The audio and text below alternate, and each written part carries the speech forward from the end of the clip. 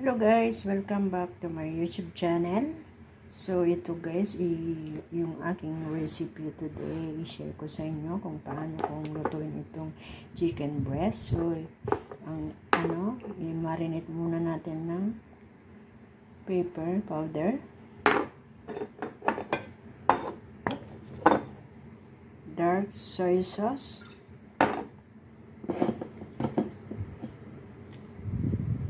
light soy sauce, and oyster sauce, yan, and sesame oil, ayan guys, and cornstarch, and baking powder kung meron kayo, yan, pero ako wala. So ayan lang guys ang ating first step. So ito na po guys ang ating breast chicken. I-deploy muna natin para mas masarap. Masayin nyo po kung pan-fry lang ang gagawin nyo. Sa akin kasi gusto ko itong ma-fry. Ito guys yung ingredients natin sa chicken breast. Ayan, meron akong white mushroom. So, ayan, spring onion, and white onion, and chili. Optional lang guys kung gusto nyo manghang. And may ginger tayo. And minced garlic. Yan po. And ayan po yung ating chicken broth. And lagyan natin ng ating mamaya ng pagniluto na natin yung cornstarch para maging sticky po.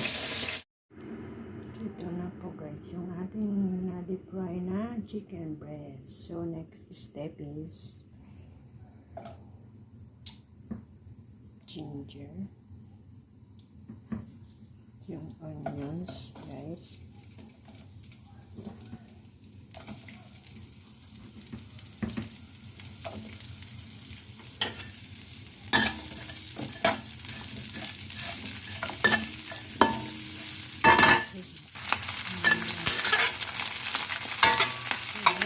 set aside natin muna.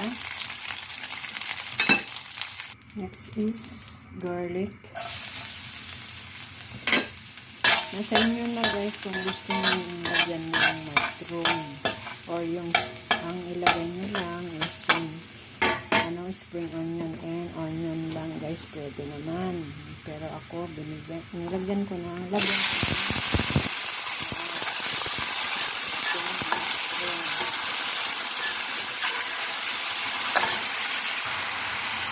lagyan ko natin ng oyster sauce. Yan.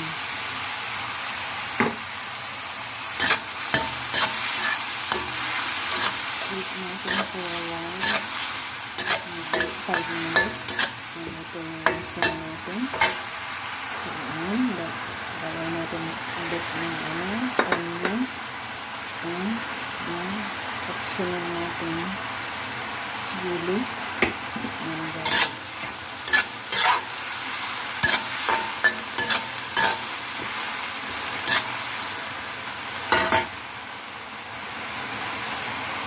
lagyan natin ito chicken breast, and then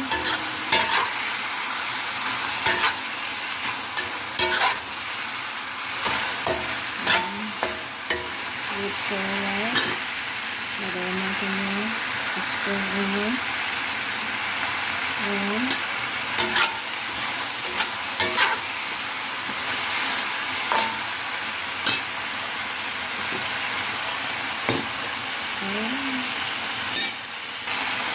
lagyan natin itong chicken broth with the cornstarch.